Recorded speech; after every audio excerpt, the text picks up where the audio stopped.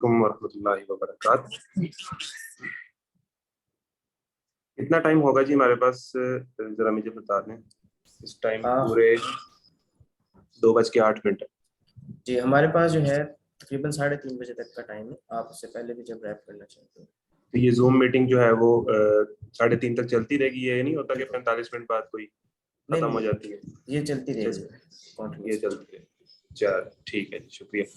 औज़ुबिल्लाहि बिस्मिल्लाहिर्रहमानिर्रहीम। सबसे पहले तो जो है society initiative of youth development, इनका शुक्रिया कि ये आज के दौर में जो है वो, जिस दौर में हर कोई नौजवानों को जो है वो और पट्टियां पढ़ा रहा है, ये सोसाइटी नौजवानों में से ही खड़े होकर नौजवानों को जो है वो दीन की या वैल्यूज़ की बात कर रही है। तो ऐसे लोगों के लिए दुआएं भी हैं। ऐसे लोग एक माशरे पे अल्लाह की रहमत भी हैं।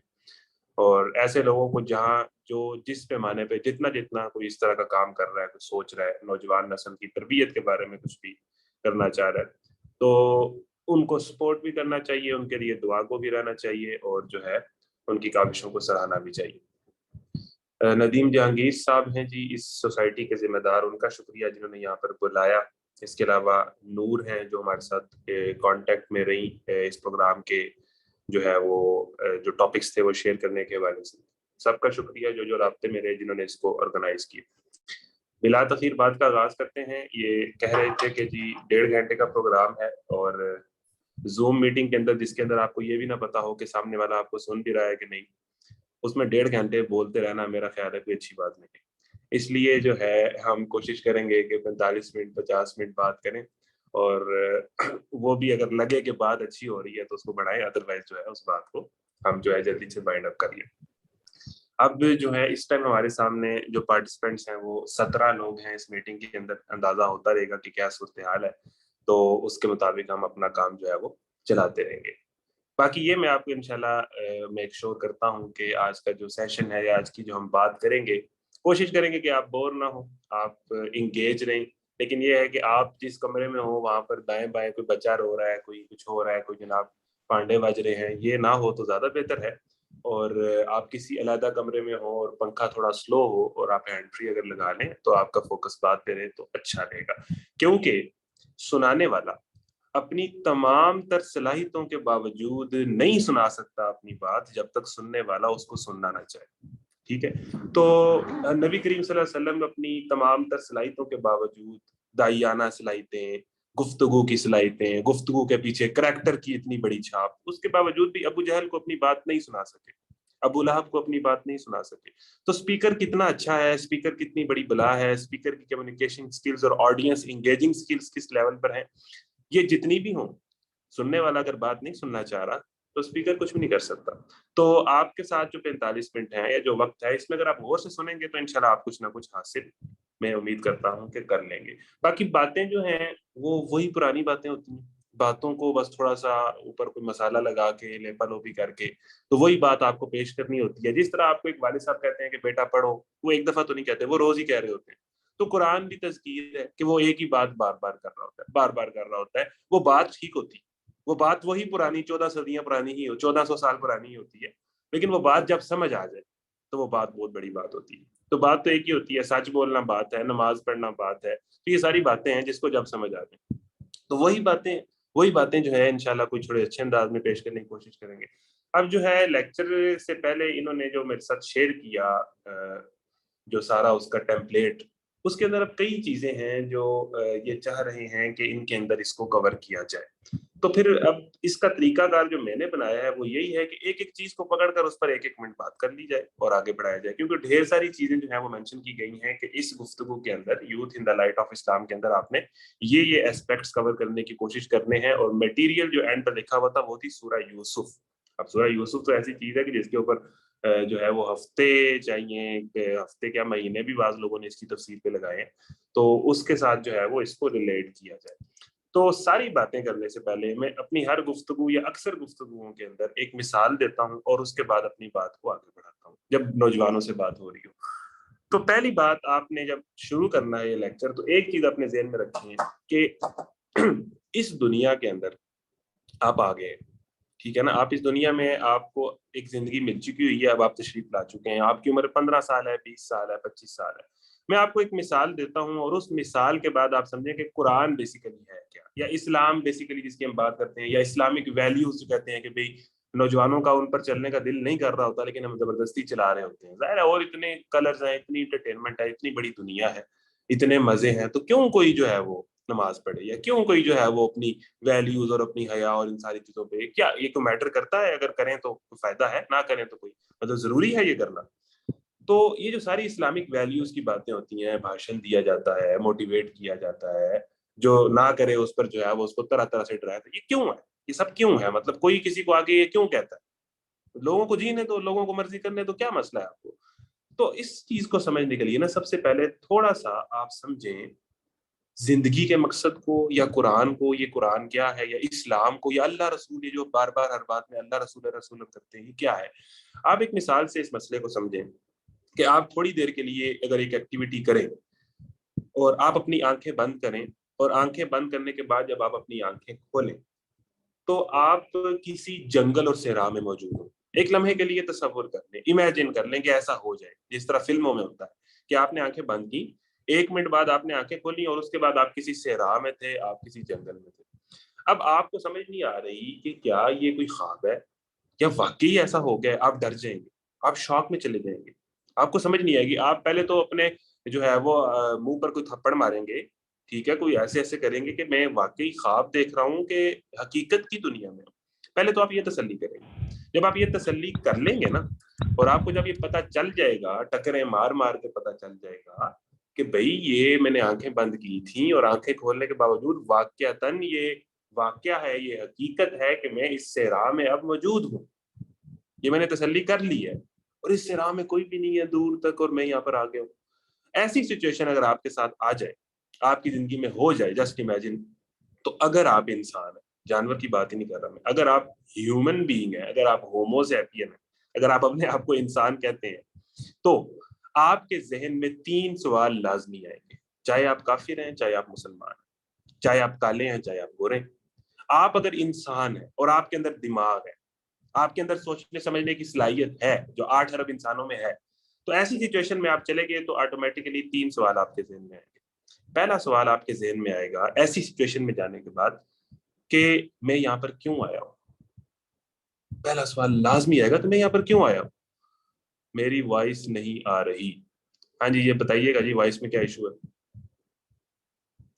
سر وائس کلیئر ہے. وائس کلیئر ہے, چلے ٹھیک ہے جی, شکریہ. تو میرا خیال ہے جنہوں نے کہا ہے ان کی کوئی موبائل کا ایشو ہوگا. تو پہلا سوال آپ کے ذہن میں یہ آئے گا کہ میں یہاں کیوں آیا ہوں. آپ سوچیں گے میں یہاں پر کیوں آیا ہوں, ڈیفینیٹلی ایک انسان کے ذہن میں آئے گا. دوسرا سوال آپ کے ذہن میں یہ آئے گا لازمی, اگر آپ انسان ہیں, کہ میں نے اب یہاں سے کدھر جانا ہے. کہ ظاہر اب میں اس جنگل میں سے راہ میں آ گیا ہوں, اب میں نے جانا کدھر ہے, کیسے جانا ہے, اب میں نے یہاں سے نکلنا کدھر ہے, کون سا راستہ کدھر کو جاتا ہے, آگے کوئی آبادی ہے, کوئی لوگ ہیں, کوئی ایسی جگہ ہے جہاں پر میں اپنے آپ کو بچا سکوں. دوسرا سوال کون سا آئے گا کہ میں نے اب کدھر جانا ہے. تیسرا سوال آپ کے ذہن میں لازمی آئے گا کہ میں نے کیسے جانا ہے, کیوں آیا ہوں, کدھر جانا ہے, اور اب میں نے اس جنگل اور صحرا سے کیسے جانا ہے. کوئی لکڑی لینی ہے, کوئی سہارا لینا ہے, کوئی رسی لینی ہے, کوئی کشتی بنانی ہے, کرنا کیا ہے, اور اس کی کیسے جانا ہے, اس کے لیے مجھے کیا کیا چیزیں استعمال. اگر آپ میں عقل ہے, جس طرح آپ ایک چھوٹا سا بچہ ہے, کوئی گیم کھیلتا ہے, IGI شروع کر دیتا ہے, ریڈ الرٹ شروع کر دیتا ہے, PUBG شروع کر دیتا ہے, تو وہ گیم جب اوپن کرتا ہے تو وہ یہی 3 سوال اپنے آپ سے پوچھتا ہے. کہ چھوٹے سے بچے کو بھی پتا ہے کہ اس گیم میں اب میں آگے ہوں, میں فلانی جگہ پہ ہوں, فلانے جنگل میں, اب میں نے یہاں پر کیوں آیا ہوں, میں نے یہاں سے کدھر جانا ہے, کیسے جانا ہے, وہ ادھر دیکھتا ہوں تو سمجھ آ جاتی ہے. اب میں آپ سے ایک سوال کرنا چاہتا ہوں کہ آپ کو اس دنیا میں آئے ہوئے 20 سال ہو گئے, 20 سال اتنے تو ہو گئے. کیا آپ نے سوچا ہے کہ میں یہاں کیوں آیا ہوں؟ کیا آپ نے سوچا ہے کہ میں نے کدھر جانا ہے؟ کیا آپ نے سوچا ہے میں نے کیسے جانا ہے؟ یہ 3 سوال آپ اپنے آپ سے پوچھیں. یعنی 20 سال ہو جانا کوئی مذاق نہیں ہے. اللہ نے آپ کو عقل دی, ہاتھ پاؤں دیے, سوچنے سمجھنے کی صلاحیتیں دی. لقد خلقنا الانسان فی احسن تقویم, مخلوقات میں سے سب سے افضل آپ کو بنایا. پھر آپ کو باپ بھائی دیے, پیسے دیے, گھر دیا, آپ یہاں 20 سال سے بیٹھے پڑے. مطلب آپ کے دن گزر گئے, رات گزر گئی, اتنا ٹائم گزر گیا. آپ کبھی تو سوچا ہوگا رات کو اکیلے بیٹھ کے کہ میں کیوں آیا ہوں. مطلب یہ ایسا یہ مسئلہ نہیں ہے کہ جو لوگ آ رہے ہیں وہ جا نہیں رہے, جو آتا ہے چلا بھی جاتا ہے. نہیں معلوم تہے تہک تماشا کیا ہے. جو آتا ہے مطلب 8 ارب انسان ہیں اور اربوں انسان آ رہے ہیں اور جا رہے ہیں، جو جاتا ہے وہ آتا ہی نہیں۔ تو اگر آپ یہ پوچھیں اپنے آپ سے کہ میں یہاں کیوں آیا ہوں، میں نے کدھر جانا ہے اور کیسے جانا ہے، تو بیسیکلی قرآن کیا؟ قرآن آپ کے ان 3 سوالوں کا جواب دیتا ہے۔ زندگی کا مقصد کیا ہے کہ آپ یہاں پر آگے دیکھیں، اگر مرنا نہ ہوتا تو ٹینشن نہیں تھی، ٹھیک ہے جو مرضی کرو، یہ بھی کرو وہ بھی کرو، یہ بھی کرنے کا دل کر رہا ہے، یوں بھی کرنے کا دل کر رہا ہے، یہ انٹرٹینمنٹ ہے، کرو کرتے جاؤ، کیا مسئلہ ہے، مرنا جو نہیں ہے۔ اب مسئلہ یہ ہے کہ جو بندہ اس دنیا میں آ رہا ہے آپ کے سامنے، آپ کے کتنے بندے ایسے ہیں جن کے کئی چلے گئے، ہر خاندان میں کئی لوگ چلے گئے، وفات پا چکے ہیں۔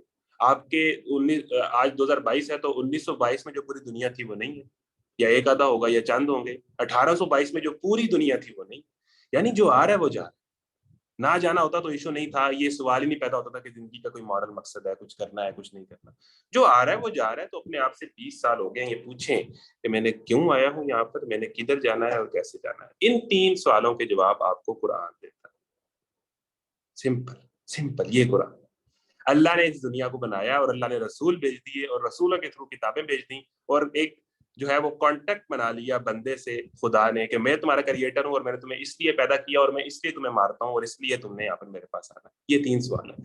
انہی 3 سوالوں کو گھما پھرا کے بار بار کئی طریقوں سے، کئی ایسپیکٹس کے ساتھ، کئی میتھڈالوجیز استعمال کر کے قرآن بیان کرتا ہے۔ انہی 3 سوالوں کو نبی کریم صلی اللہ علیہ وسلم کی سنت بیان کرتی ہے۔ انہی 3 سوالوں کو بڑے بڑے فلاسفرز نے اور بڑے بڑے جو ہے تھنکرز نے انہی 3 سوالوں کے جواب دیے۔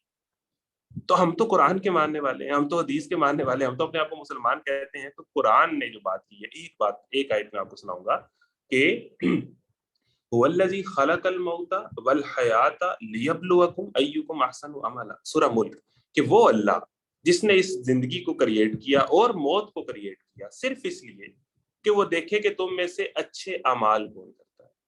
یعنی اس زندگی کا مقصد پتہ یہ چلا کہ اخلاقی، مورل مقصد، اس کائنات کا مقصد اخلاقی ہے۔ پوائنٹ نوٹ کر لیں، اس زندگی کا مقصد پیسہ کمانا نہیں ہے، اس زندگی کا کوئی میٹیریل گین مقصد نہیں ہے۔ اللہ نے کہہ دیا ہے کہ انسانوں کو پیدا کیا ہے اخلاقی مقصد کے لیے، مورل پرپس کے لیے، یعنی کہ ساری گیم ہی ویلیوز کی اور ان ویلیوز پہ کھڑا ہونے کی۔ یعنی ہر انسان پھر اس کے اندر انہی مورل ویلیوز کو تھوڑا سا اگر آپ اپنے آپ کو سوچیں تو آپ کو جو غلط اور صحیح کی فطری تمیز ہے، جو ایک کافر کے اندر بھی ہے اور ایک مسلمان کے اندر بھی ہے، کہ بھئی زنا کرنا غلط ہے، ظلم کرنا غلط ہے، کسی کا حق مارنا غلط ہے، جھوٹ بولنا غلط ہے، یہ ایک انسان کو بتایا نہیں جاتا، اسے سمجھ آتی ہے ان باتوں کو، تو وہ اس کی کریشن ہی مورل ہے۔ وہ چیزوں کو مورلی دیکھتا ہے، سوچتا ہے کہ یہ مجھے کرنا چاہیے کہ نہیں کرنا چاہیے، ایسا کرنا تو غلط ہے۔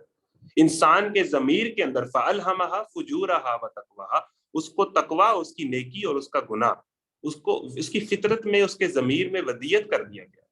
یہ کائنات کا مقصد کیوں جائیں ہیں آپ، کدھر جانا ہے اور کیسے جانا ہے۔ اب مجھے یہ بتائیں کہ ایک مشین جب انجینئر بناتا ہے تو اس مشین کو آپریٹ کس طرح کرنا ہے یہ وہی جانتا ہے، کوئی اور مائی کا لال اس کو آپریٹ کر ہی نہیں سکتا۔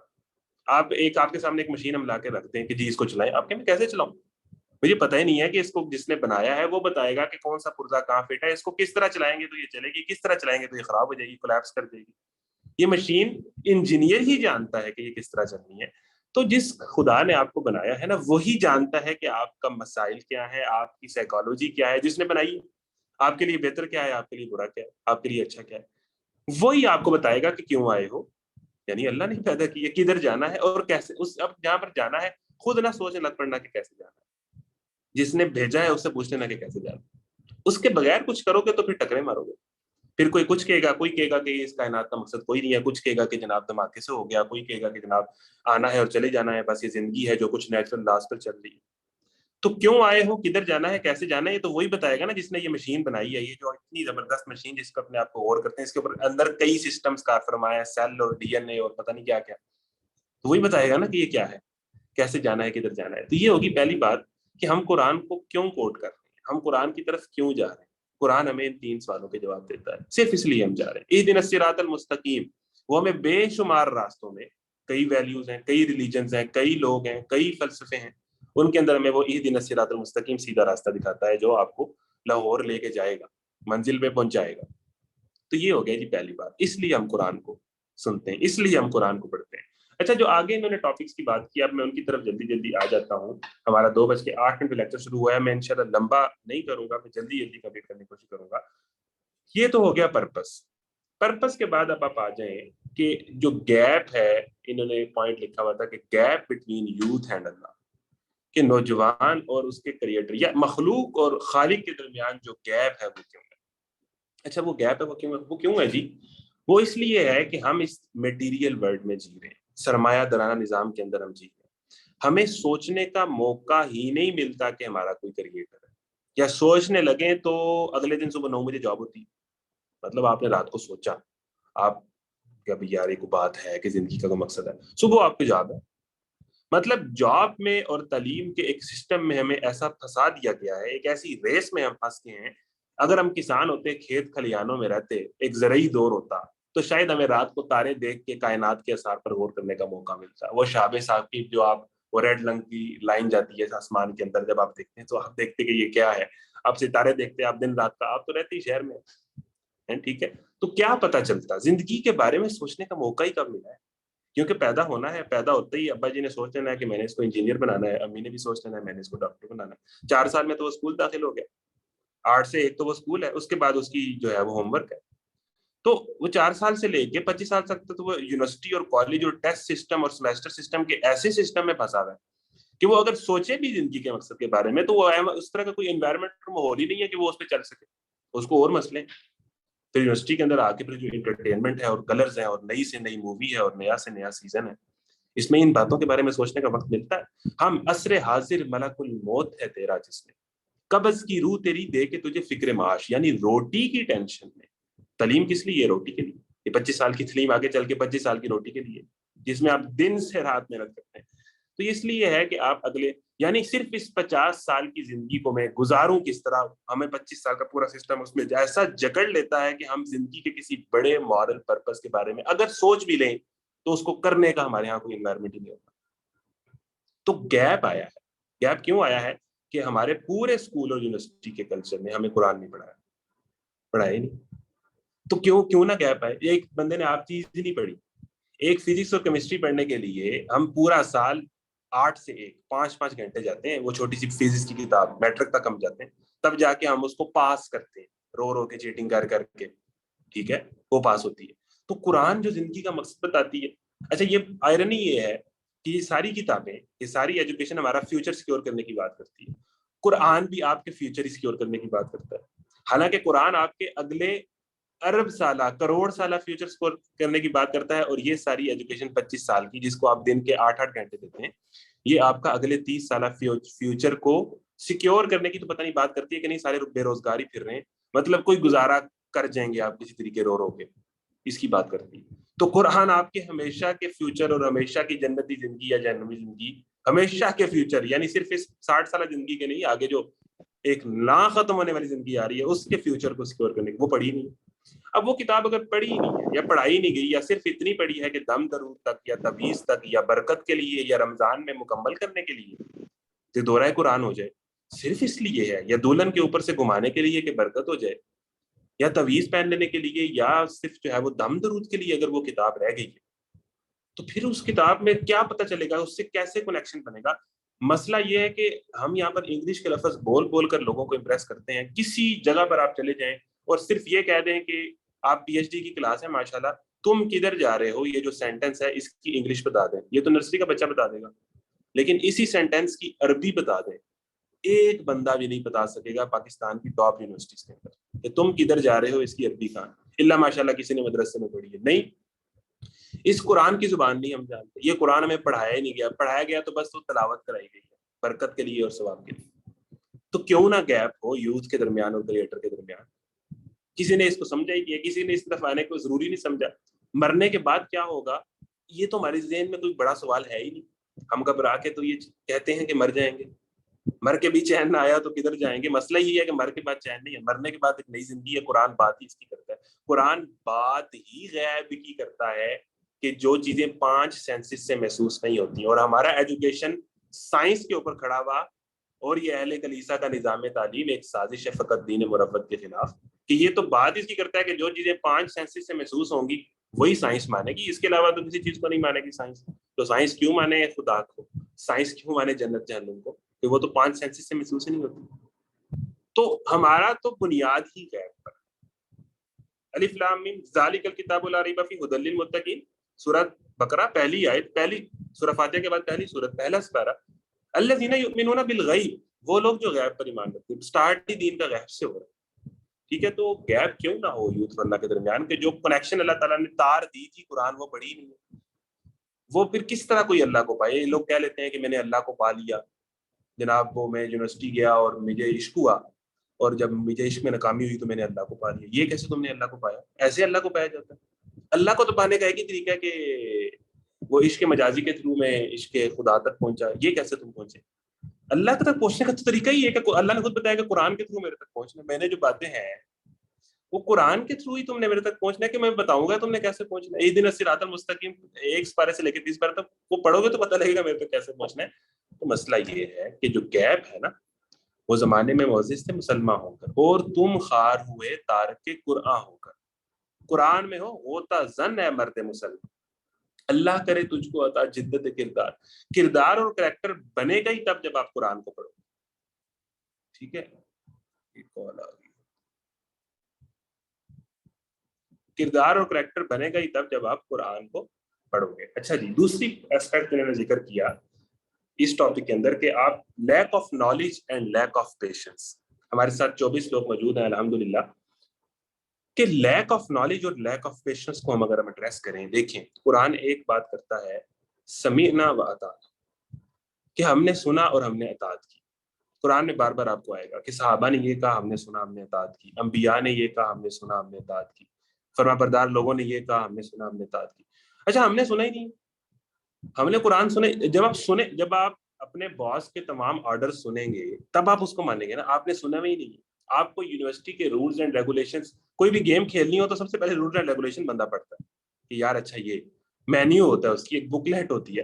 آپ نے سنا ہی نہیں ہے تو آپ اطاعت کیسے کریں گے؟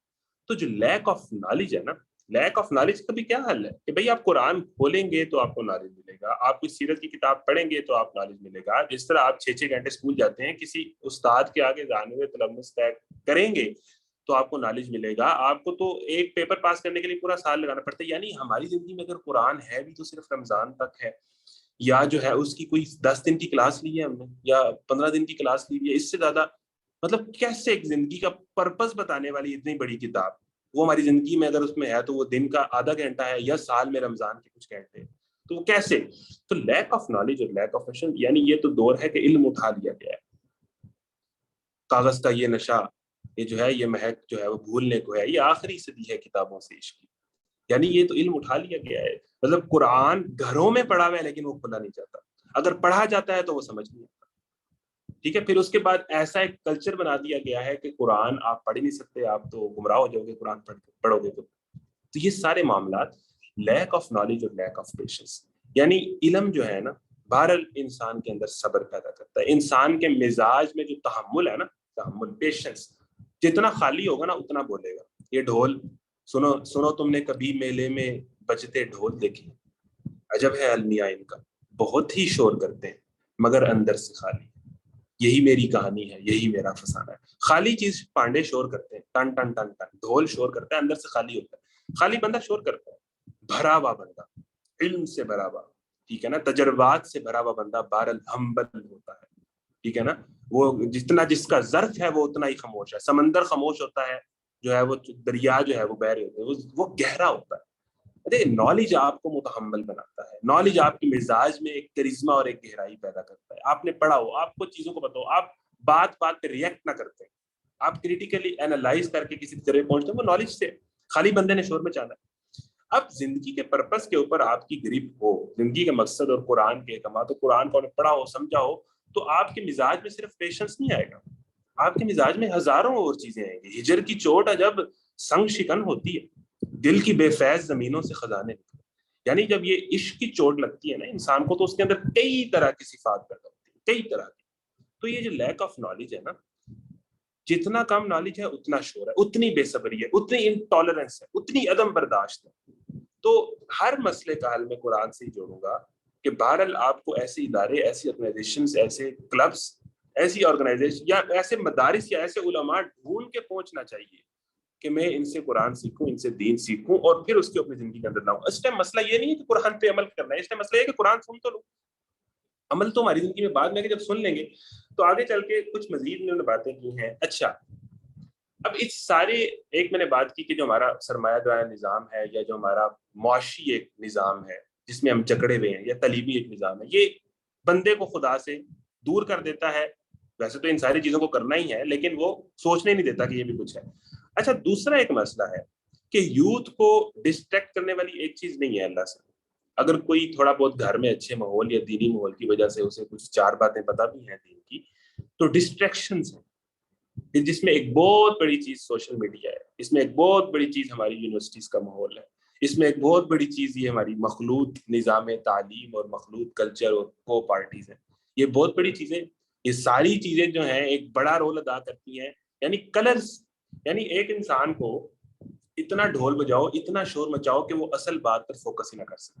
وہ کہتے تھے نا کفار کہ یہ جب قرآن پڑھ رہے ہوں تو سیٹیاں بجاؤ تاکہ یہ قرآن کا مقصد اور مفہوم نہ سمجھ سکے. تو یہ ٹی وی نے ہمارے گھر میں شور مچایا ہے، یہ جیو نیوز اور AR وائی نیوز نے شور مچایا ہے. بریکنگ نیوز ٹان ٹان ٹان ٹان اتنا ہو رہا ہے، اتنا میوزک ہے، اتنا شور ہے، اتنی انٹرٹینمنٹ ہے، اتنی کامیڈی ہے ہمارے ارد گرد کہ ہمیں اصل بات، سنجیدہ بات، زندگی کا پرکس بتانے والی بات ہم سن ہی نہیں پا رہے. وہ تو سننے سے آئے گی نا، اس کو سن رہے ہیں تو اتنا شور ہے کہ رش میں اور جلسے کے اندر آپ کو ساتھ والے کی بات سنائی نہیں دیتی، تو سن رہے ہیں تو وہ سمجھ نہیں آ رہی. تو یہ ساری ڈسٹریکشنز ہیں جو وہ بھی صلاح الدین ایوبی والی بات کہ جس قوم کو بغیر شمشیر کے فتح کرنا ہو اس کے نوجوانوں کو اس کی ویلیوز سے دور کر دو، بے حیائی پھیلا دو. یعنی کہ اگر آپ کسی بندے سے اس کا کلچر یا اس کی ویلیو چھین لیں نا تو وہ ایک ایسا پتا ہے جو درخت سے جدا ہو گیا، وہ ہوا چلے گی ادھر، ہوا چلے گی ادھر. ہماری یوتھ کا مسئلہ کیا ہے؟ کنفیوزڈ یوتھ ہے کیونکہ اپنا آپ پڑھا نہیں ہے، اور انہوں نے بتایا ہے کہ آپ تو جاہل ہیں، آپ تو دہشت گرد ہیں، آپ تو جو ہے وہ تلوار کے زور پر آئے ہیں، آپ کی تو ہسٹری خون خراب ہے. حالانکہ World War I اور World War II کسی اور نے دی ہے ہمیں، لیکن یہ ہمیں بتاتے ہیں کہ آپ کی ہسٹری خون خراب ہے، آپ تو جو ہے وہ ملا اور پتہ نہیں کیا ہے، داڑیاں اور جہالت. تو ایک تو پروپیگنڈا جو میڈیا کے تھرو ہے، جو فلمز کے تھرو ہے کہ ہم پتہ نہیں کیا ہے، ہم بونگے ہی ہیں، ہمیں تو کچھ پتہ ہی نہیں ہے، ہمارے پاس تو زندگی کا مقصد ہے ہی نہیں، یہی ہے، ان کے پاس بڑا کچھ ہے. اور دوسرا اس کے بعد جو دو چیزیں دین پر چلنے سے انسان کو روکتی ہیں. نمبر ایک شبہات، ڈاؤٹس، اور دوسری چیز ہے ڈیزائر، شہوات. Doubt and desire. پہلی چیز تو وہ اسلام پہ کلیئر ہی نہیں ہے یار، یہ باتیں ٹھیک نہیں ہیں کہ مرنا ہے اور مرنے کے بعد قبر اور اللہ رسول اور جنت، یہ باتیں ٹھیک نہیں ہیں.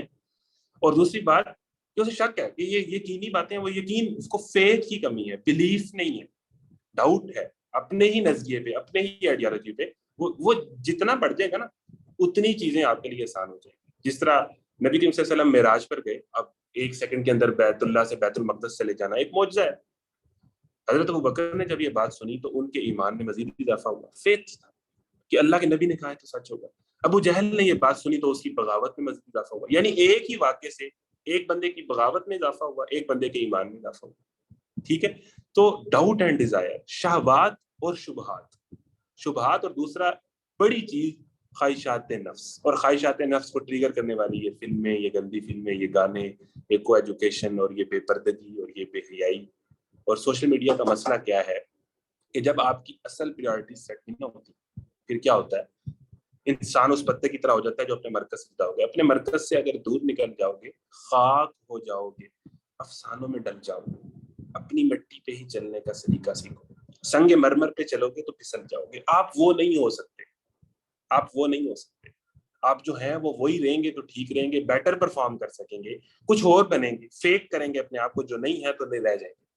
تو دوسری چیز، اب آپ یہ المیہ دیکھیں، ہمیں قرآن سے دور کر دیا گیا، نہ اسکول میں پڑھایا گیا نہ کالج میں پڑھایا گیا. یہ ہماری جو اصل بیٹری تھی نا وہ تو ہوگی سائڈ پہ. اب ہماری بیٹری کٹ گئی ہے، کنیکشن ہمارا کریٹر سے کٹ گیا. اب ہمیں کچھ سمجھ نہیں آ رہی، ہم ٹکرے مار، ہمیں جو موٹیویشنل اسپیکر آ کے جو پٹی پڑھاتا ہے مان لیتے ہیں، یا ہمیں جو لگتا ہے جدھر کی ہوا چلتی ہے اور جو ٹرینڈ بنتا ہے ہم اس کے پیچھے بھاگ پڑتے ہیں. وہی والی ہرڈ والی سائیکالوجی، یا وہ کیسے شیپ والی سائیکالوجی کہ چرواہے نے جدھر ہانکا ہم ہانکے چلے گئے. ہماری اپنی کوئی سوچ تو ہے، تو جدھر جس نے ہانکا ہم ہانکے چلے گئے. اب کیا ہے کہ اب ہمارے ہاں جو بڑی بیماری ہے ہماری یوتھ کے اندر کہ سوشل میڈیا کے نتیجے میں، جس کی انہوں نے بار بار ذکر کیا، چلے اس پہ بات کر لیتے ہیں، کہ سوشل میڈیا کے اندر ایک فیک لائف ہم دیکھتے ہیں، وہ اصل لائف نہیں ہوتی. یعنی وہ سیلیبریٹی کلچر جو ہم دیکھتے ہیں کہ یہ پتہ نہیں کتنے بلیسڈ ہیں اور یہ پتہ نہیں کتنی پیاری ہے، حالانکہ اس نے 150 افیکٹ لگایا ہوتا ہے. اور یہ ابھی یہ جو جانی ڈیپ اور امبر ہرڈ کی جو ہے وہ کیس چلا ہے ہالی ووڈ میں، مطلب آپ ان کی زندگیاں دیکھیں، ان کے اندر کی زندگیاں دیکھیں. پھر اس کے بعد یہ جو سیلیبریٹیز کے اندر جو آپ کو تراکیں ملتی ہیں، وہ پاکستانی کے لے لیں، وہ باہر کے لے لیں، کہاں کے بھی لے لیں. یعنی انسٹاگرام پہ جو اس نے مسکراتے ہوئے تصویر لگا دی ہے، وہ اس کی زندگی کو ڈیفائن کر رہی ہے، اس سے ہم متاثر ہو جاتے ہیں. پھر ہمارے ہاں جو یوتھ سینسیشنز ہیں اور یوتھ انفلوئنسرز ہیں، وہ کون لوگ ہیں؟ جس کے یوٹیوب پہ 3 ملین سبسکرائبر ہیں یا 2 ملین سبسکرائبر ہیں، وہ روسٹرز ہیں، وہ پرینکسٹرز ہیں. ہماری یوتھ ان سے انسپائر ہوتی ہے، جو صرف گالیاں دیتا ہے اپنی گفتگو، جو صرف اپنی ویڈیوز کے اندر، کئی ایسے ہیں، کوئی ایک نہیں ہے، جتنے کامیڈینز نوجوان ہیں ان کو ملین میں لوگ فالو کرتے ہیں، جتنے روسٹرز ہیں، پرینکسٹرز ہیں، گالیاں دینے والے ہیں، لوگوں کی عزتیں اتارنے والے ہیں، ان پہ یوتھ مرتی ہے، ان کو فالو کرتی ہے، ان سے انسپائر ہوتی ہے. دوسرا المیہ یہ ہے کہ جب آپ کے پاس اللہ نہیں ہے نا، جب آپ کے پاس زندگی کا مقصد نہیں ہے، تو پھر آپ ٹکرے ماریں گے، کسی سے بھی آپ متاثر ہو جائیں. پھر آپ کو یہ لوگ انسپائر کریں گے جو پبلک کے اندر ننگا ہونا، جن کے لیے کوئی مسئلہ نہیں ہے. حالانکہ اللہ کہتا ہے، نبی کہتے ہیں، اذا لم تستحی فاصنع ما شئت، کہ ایک انسان میں حیا نہ رہے تو وہ جو مرضی کرے، پھر وہ تو پھر جانور ہے. پھر اس کے سامنے کیا ویلیوز اور کیا اچھا اور کیا برا میٹر نہیں کرتا. جو لوگوں کے سامنے ننگا ہو جائے، جس کو لوگوں کے سامنے ننگا ناچ کرنے میں مسئلہ نہ ہو، وہ پھر جو مرضی کرے. ہمارا المیہ یہ ہے کہ ہم ان لوگوں کے آٹوگراف لینے پہ بڑھتے ہیں، ان لوگوں سے انسپائر ہوتے ہیں. ہماری یعنی انسپریشنز، ہماری ہیروئن فاطمہ زہرا ہونی چاہیے تھی، ہمارے ہیرو علی المرتضیٰ ہونے چاہیے تھے. ہمارے ہیروز بدل دیے گئے، ہماری انسپریشنز بدل دی گئی. پھر جو ہیرو ہوتا ہے نا، آپ اس کا ہیئر اسٹائل بھی فالو کرتے ہیں. جو ہیرو ہوتا ہے، آپ اس کی جو ہے وہ داڑھی کا اسٹائل بھی فالو کرتے ہیں، آپ اس کی ڈریسنگ بھی فالو کرتے ہیں. اگر اللہ کے نبی کو ہیرو بنا لیں گے نا، تو ان کا ہیئر اسٹائل، ان کی ڈریسنگ، وہ ساری چیزیں آپ کو بہت اچھی لگیں گی، آپ اس کو آؤن کریں گے. تو یہ پہلا مسئلہ کہ ہم قرآن سے دور. دوسرا مسئلہ کہ ہم ایک ایسے تعلیمی اور معاشی نظام میں جکڑے ہوئے ہیں کہ ہمیں اصل بات کی طرف آنے کا ایک ماحول ہی نہیں ملتا. تیسرا مسئلہ کہ اس کے بعد ایسے کئی شبہات اور شہوات کا ایک ایسا نظام، انٹرٹینمنٹ کا اور ڈاؤٹس کا ایک ایسا پروپیگنڈا جو 24 گھنٹے ہمارے ساتھ ہے، اس کے اندر ہم ہیں. تو یہ ساری چیزیں جو ہیں وہ ایک اینڈ پہ آ کے جو پروڈکٹ بناتی ہے نا، اسے کہتے ہیں پاکستانی یوتھ، پاکستانی نوجوان. ایک کنفیوز نوجوان، ایک بے مقصد نوجوان، ایک ڈائریکشن لیس نوجوان، ایک فضا اور ٹرینڈ جہاں کا چل رہا ہے اس کو فالو کرنے والا نوجوان، ایک معاشی مسائل اور ڈپریشن اور اپنی ضروریات زندگی کی ٹینشنوں کے اندر ہی گرا ہوا نوجوان. تو یہ مین پرابلم کیا ہے کہ آپ اپنے خدا سے، کریٹر سے جڑیں گے تو وہ اچھا. اگلی بات یہ ہے جو ہمیں اس طرف نہیں آنے دیتی، وہ یہ کہ ہمیں یہ لگتا ہے کہ جو میرا مسئلہ ہے، مجھے تو لڑکی پسند ہے. اب یہ مسئلہ قرآن میں کہاں ہوگا جی؟ مجھے تو وہ پسند آئی بھی ہے اور میں نے تو ہر صورت سے شادی کرنی ہے، تو یہ میرا مسئلہ ہے، یہ میں کس مولوی سے بیان کروں؟ یا قرآن اس طرح کی باتیں بھی سمجھتا ہوگا، یہ اس طرح کی باتیں بھی کرتا ہوگا؟ وہ بھائی، قرآن آپ کے خدا نے لکھا ہے، آپ کے مسائل، آپ کی سائیکالوجی کو وہ جانتا ہے. ہمیں یہ لگتا ہے کہ جو میرے مسائل ہیں نا، یہ قرآن میں نہیں ہے، اس میں کچھ پرانے دور کی باتیں ہیں، اس میں نماز روزہ ہوگا. قرآن آپ کے ایک ایک مسئلے کو ایڈریس کرتا ہے، اس بات کو پلو سے باندھ لیں، ایک ایک مسئلے کو پڑھیں تو صحیح، پڑھا نہیں ہے نا، پڑھیں تو صحیح، اس کی تفاسیر میں جائیں تو صحیح. وہ آپ کے ایک ایک مسئلے کو ایڈریس کرتا ہے کہ کون سی چیز کتنی اپنی زندگی پہ آنے دینی ہے اور کتنی نہیں آنے دینی ہے، آپ کا ذہن کب ٹھیک کام کرے گا، کب نہیں کام کرے گا. اچھا جی، تو پھر یہ ساری ایکٹیویٹیز جس طرح لکھا ہے کہ یہ ہمارے کلچر کا حصہ بن جاتی ہے. اچھا، اب دو سے تین باتیں میں آپ کو کروں گا کہ جو ہمیں بہرحال جو ہے مولوی ہونے پر یا اسلام پر چلنے پر ہمیں ہوتا ہے کہ لوگ کیا کہیں گے، ٹھیک ہے نا، ہم پہ باتیں کریں گے، ہمیں تانے ملیں گے. دیکھیں، میں بڑی سمپل بات کرتا ہوں، کوئی بھی بندہ اگر جو وہ ہے نا اس کو وہ آؤن کر لے، تو لوگ 1 مہینہ کچھ کہتے ہیں، 31ویں دن کچھ نہیں کہتے. لوگ آپ کو جیسے ہیں ایکسیپٹ کرتے ہیں. یہ بالکل 100% بات ہے کہ آپ اس پہ کتنے کانفیڈنٹ ہیں جو آپ کر رہے ہیں. یعنی کہ ابھی آپ دیکھیں، ہم سمجھتے ہیں کہ حسن پہ لوگ مرتے ہیں. ڈیان دا راک جانسن ہالی ووڈ کا سٹار ہے، فاسٹ اینڈ فیوریس مووی میں بھی اس نے کام کیا ہے. اس کی شکل دیکھی ہے آپ نے؟ دیکھی نہیں جاتی، عجیب سا وہ جن سا ہے، لیکن دنیا اس پہ مرتی. حسن پہ دنیا نہیں مرتی. محمد علی باکسر امریکہ کا ہی ہے نا، ہمارا جو محمد علی باکسر تو چلا گیا، تو وہ حسن میں تو کوئی ایسا نہیں تھا، وہ جو اس کی فیلڈ تھی اس میں بہت بڑی بلا تھا، دنیا اس پہ جان دیتی. یعنی آپ جس فیلڈ میں ہے نا، آپ جس کام کے اندر ہیں، اس کے اندر آپ اگر ایکسٹرا آرڈنری ہے نا، اس کے اندر اگر اپنے آپ پر کام کر لیں اور آپ اپنی پرسنالٹی کے اندر حسن سے، پیسے سے، یہ چیزیں نہیں ہیں، آپ جو ہیں اس کو اون کرنے سے. یعنی کہ نبی کریم صلی اللہ علیہ وسلم کی تو فین فالوئنگ کیسے بنتی ہے؟ فین فالوئنگ ٹرینڈز کو فالو کرنے سے نہیں بنتی، فین فالوئنگ یونیک ہونے سے بنتی ہے. کہ آپ جو ہیں، یعنی سارے ستارے ہیں اور ایک چاند ہے، وہ چاند ڈفرینٹ ہے تو وہ جیسا بھی ہے، اس سارے شاعر بھی اس کی تعریف کرتے ہیں، سارے لوگ بھی اس کو خوبصورت کہتے ہیں. یونیکنیس جو آپ ہیں، اگر آپ اس کو آؤن کریں، آپ اپنے پردے اور حجاب کو کانفیڈنس کے ساتھ آؤن کرتی ہیں، تو لوگ آپ کو انسپائر ہوں گے، لوگ آپ کی انسپریشنل سٹوری کو سمجھیں گے، آپ کی کمٹمنٹ کی داد میں. آپ جو ہیں اس کو بندے کو اپنے نظریات کے کمپلیکس نہ ہو. دیکھیں دنیا اس کی طرف بھاگ کے آتی ہے. اب یہ ہم جو نام، یہ ہانڈا کوئی نام ہے، یہ یماہا کوئی نام ہے، یہ ٹیوٹا کرولا کوئی نام ہے، لیکن یہ ویسے برانڈ ہے کیونکہ یہ ایک بہت بڑی چیز ہے. اب ان کے نام پڑھ کے تو ہنسی آ جاتی ہے، لیکن وہ نام سن سن کے اب ہمیں عجیب نہیں لگتے.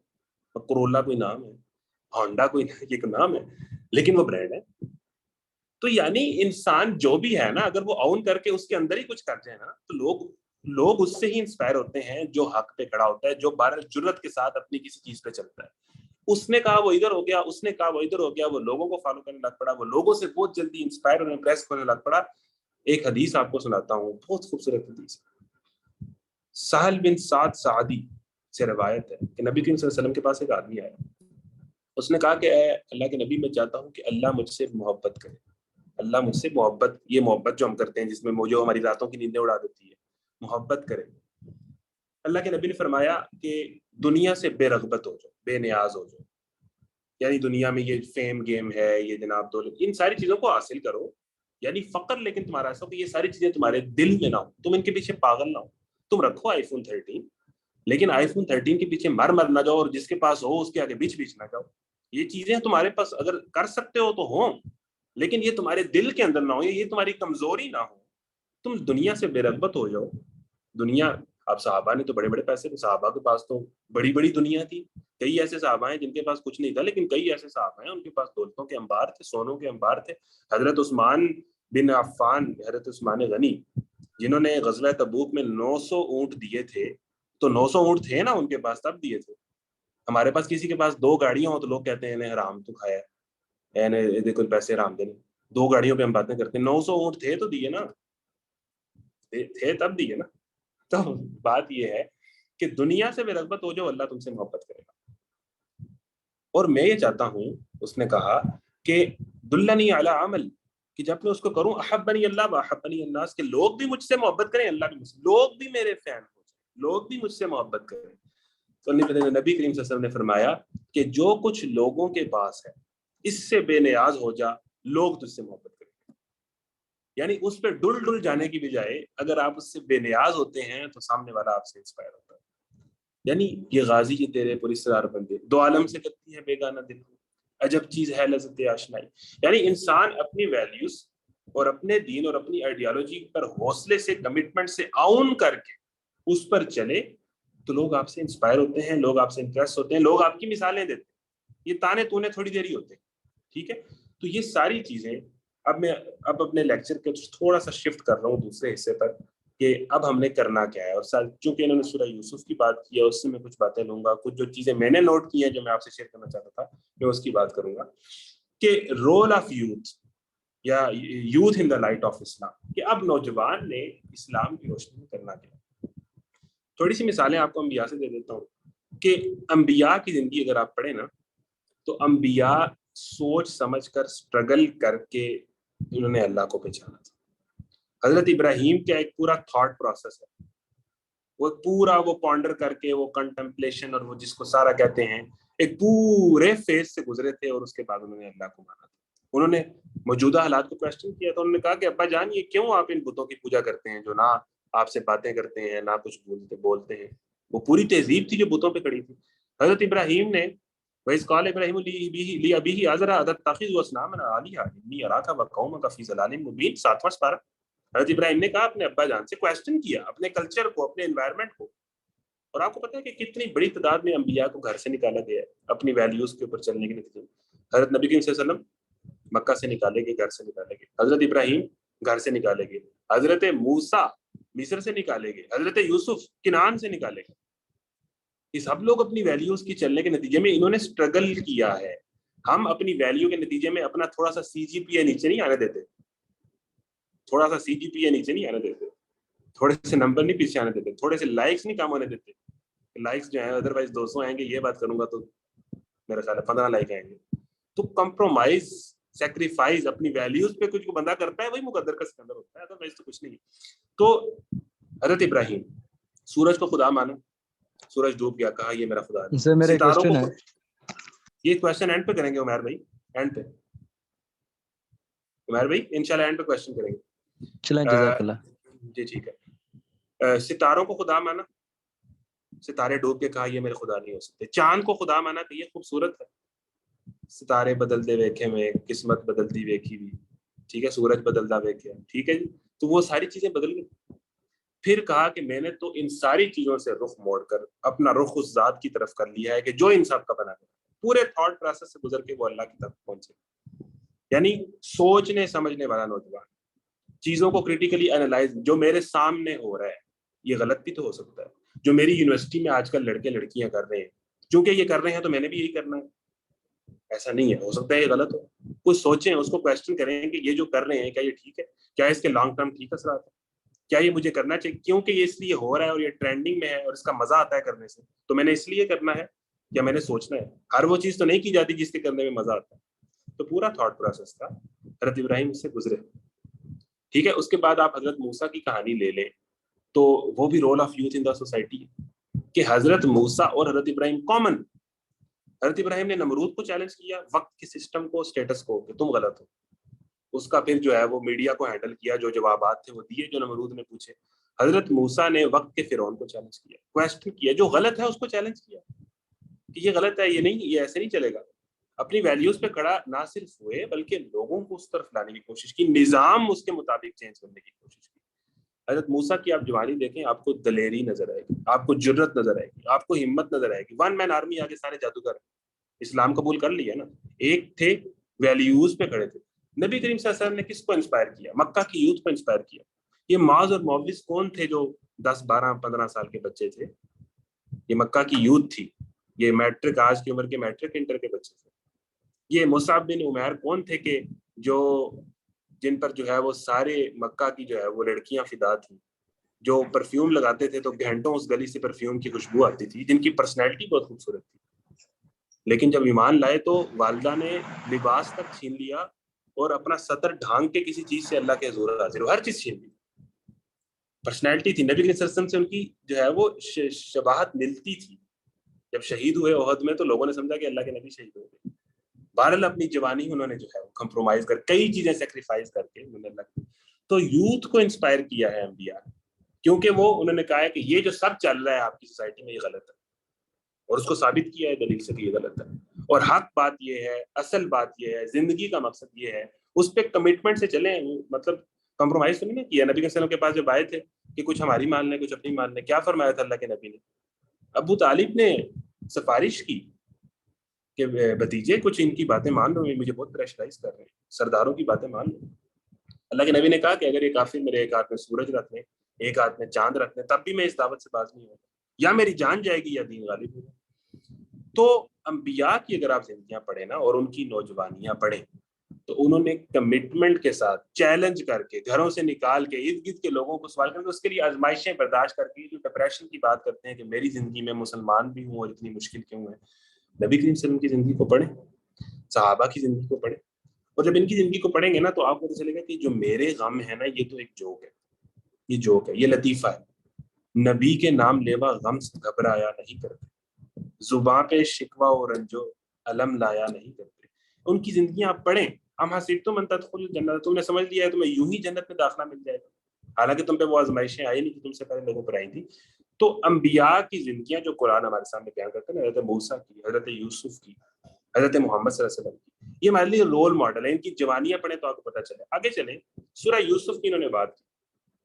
سورہ یوسف میں اللہ نے دو طرح کے نوجوان دکھائے ہیں, ایک وہ نوجوان جو آئیڈیل ہے, ایک وہ نوجوان جو نہیں آئیڈیل. اب میں آپ کو نا کچھ رول آف یوتھ ان اسلام پہ بات کر لیتا ہوں کہ یوتھ کا رول کیا ہے, سکسیسفل کون ہوتا ہے, کامیاب نوجوان کون ہے. وہ حضرت یوسف کو پڑھیں انشاءاللہ 3:08 میں اپنی بات مکمل کر دوں گا. Role of youth in society. حضرت یوسف کی شکل میں ایک نوجوان دکھایا ہے, اس قال لی بھی یا ابتی انی رأیت 11 کوکبا والشمس والقمر رأیتهم ساجدین. اے ابا جان میں خواب دیکھتا ہوں کہ 11 ستارے سورج چاند میں سجدہ کر رہے ہیں. اب بچے کا اپنے باپ سے تعلق بہت اچھا ہے, یعنی کامیابی کا پہلا راز یہ ہے کہ آپ کا بچے کا اور والد کا بہت پیار کا اور محبت کا تعلق ہو.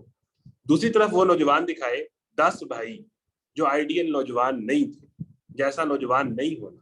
ان کی ایک آیت پڑھیں تو آپ کو ساری سمجھ آئے گی کہ اس قال یہ بھی یابتی, وہ جو ہے اخوات لقد کان فی اخواتی آیات للسائل اذ قالوا لیوسف واخوه احب الی ابینا منا ونحن عصبہ, کہ وہ 10 لڑکے تھے بیٹھے ہوئے تھے کہ ہم دیکھتے ہیں کہ ہمارے ابا جان جو ہیں وہ یوسف سے زیادہ پیار کرتے ہیں حالانکہ ہم ایک جتھا ہیں. پہلی چیز وہ کمپلیکس کا شکار تھے, پہلی چیز وہ اپنے ابا جان سے ان کا تعلق ٹھیک نہیں تھا. کامیاب نوجوان ابا جان سے تعلق. اس کے بعد کرتے ہیں کہ اقتلوا یوسف, یوسف کو قتل کر دو تاکہ ہم ابا جان کی محبت حاصل کر سکیں. یوسف کو سائیڈ لائن کر دو یا کسی کنویں میں پھینک دو تاکہ ہم ابا جان کی محبت, یعنی وہ اپنا مقصد اچیو کرنے کے لیے شارٹ کٹ کے چکر میں. دیر از نو شارٹ کٹ. یعنی وہ نوجوان کمپلیکس کا شکار تھے, وہ نوجوان غیبت کر رہے تھے. جس طرح ہماری ہر مجلس میں کسی دوسرے کی ہی بات ہو رہی ہوتی ہے, ہم چھوٹے لوگوں کو ڈسکس کرتے ہیں, بڑے لوگ آئیڈیاز کو ڈسکس کرتے ہیں. تو ان نوجوانوں کی ساری ٹریٹس جو آج کی یوتھ میں آپ کو نظر آئیں گی وہ یوسف کے بھائیوں میں آپ کو نظر آئیں گی.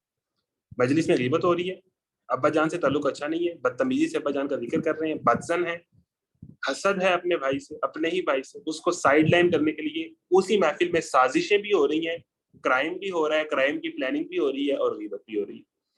اور شارٹ کٹ سے اپنا مقصد حاصل کرنا چاہ رہے ہیں, اپنی پرسنالٹی پہ کام کر کے ابا جان کے قریب نہیں ہونا چاہتے, یوسف کو سائیڈ پہ کر کے ابا جان کے قریب ہونا چاہتے, اور وہ مقصد نہ حاصل ہوا. پھر آگے انہوں نے ایک اور بات کی کہ جب تم یوسف کو قتل کر لو گے نا تو اس کے بعد نیک ہو جانا.